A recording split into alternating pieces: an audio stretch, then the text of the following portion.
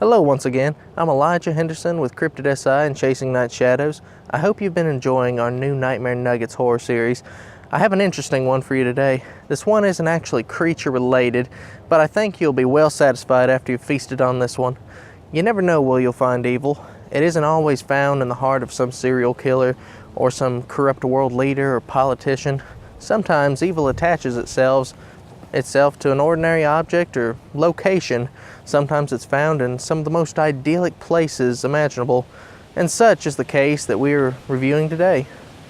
We were recently alerted to a series of events that took place several years back where an ordinary family, for no known reason, began to be tormented and harassed by some malignant, unseen entity. The family has submitted a few photos of the inside of the place, and we've taken a few photos of the outside of the place as it looks today. And to look at the photos, you would never know that anything of a dark and eerie nature had ever taken place there. The location is completely unassuming, and it's actually just a little ways up the road from here. Just a small, quaint apartment located on the outskirts of town, set amongst a peaceful series of pastures and old farm places. The area has now become a bustling neighborhood, but a few of the natural areas still remain. Throughout the report, I will relay the account as given to me, and I will also read in the victim's own words some of the accounts so that it will translate a little bit better for you. The incident transpired from around the spring of 1991 until the fall of 1993. According to the occupant, he and his mother had lived in the apartment for several months without any recognizable activity. Everything was as it should be. It was just an ordinary home, but that all changed in the spring of the year. The occupant asked that his family not be called by their real names, so I will just make one up for them. Early in the spring, the occupant, I'll call him James, began to stay at the apartment alone because his mother, Ellen, had begun to spend a lot of time away from home. Because she and her brother, who lived in West Tennessee, had started to travel a lot, so she was often at his home, and James stayed in the apartment alone.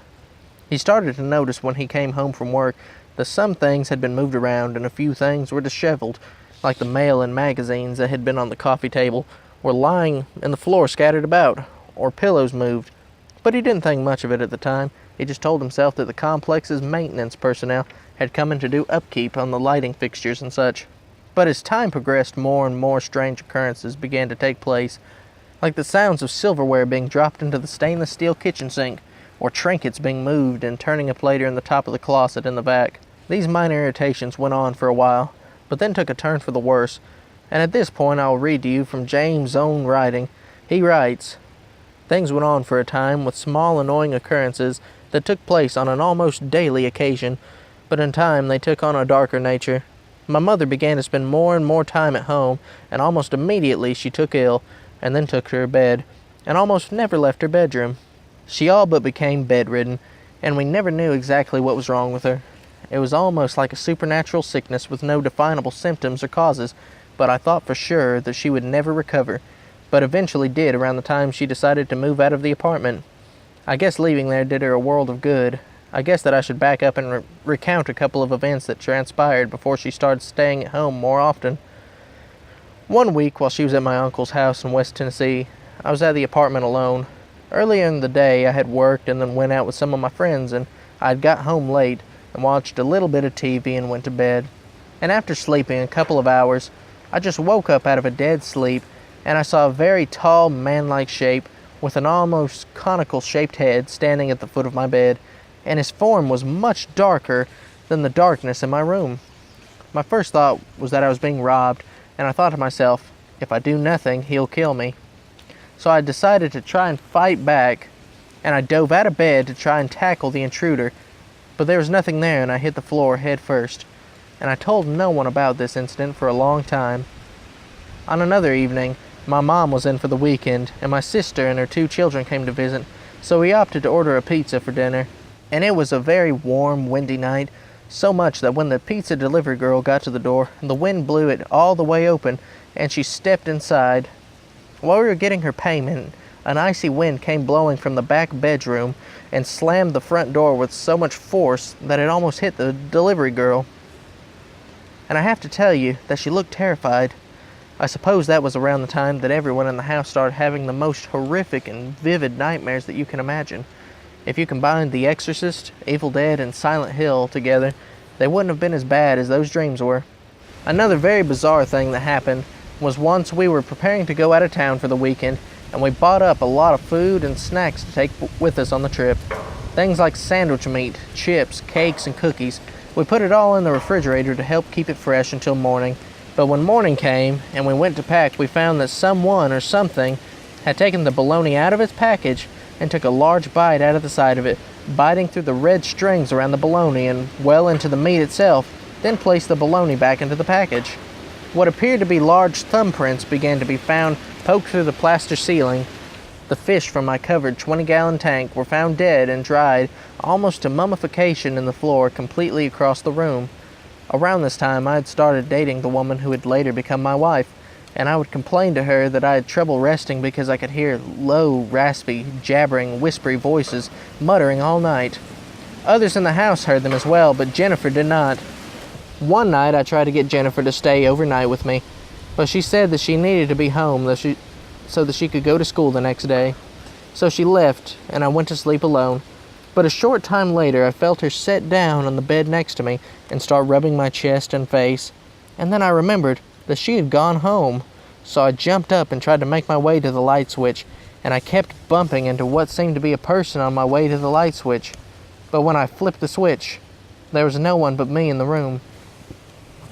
Eventually, the events got worse until others who happened to stay at the apartment became victimized themselves. One evening, my sister spent the night with her kids, and she slept on the floor on a pallet by herself, and something traumatic happened to her during the night.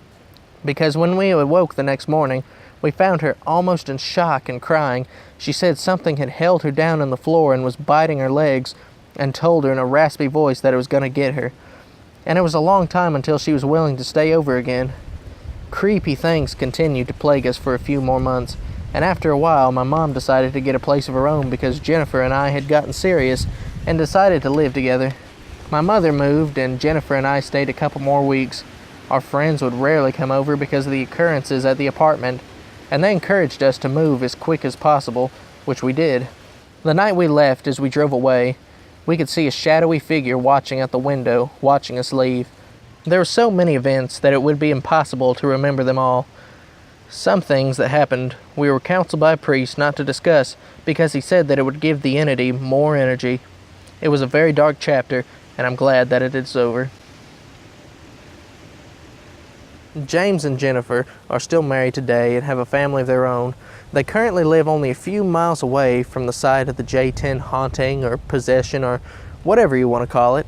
James says that to this very day, whenever he passes by, he is afraid that he'll look up and see his dark nemesis looking down, waiting for him to return. Once again, I'm Elijah Henderson, and I hope you've enjoyed this episode of Nightmare Nuggets of Supernatural Suspense. And if you like these true accounts in miniature episode form, then please subscribe to our YouTube channels, Cryptid SI and Chasing Night Shadows. Like us on Facebook and Instagram if you'd like to be a guest on our soon-to-relaunch radio show, and we'd love to have you. Or if you'd had an encounter with some kind of cryptid like a dog man or a Sasquatch or a skinwalker or something else, or even of a supernatural nature, and you'd like to tell us about it, we'd love to hear about it. If you'd like for us to read your account, then please drop us a line and we'll make that happen. Thank you very much. Have a good day.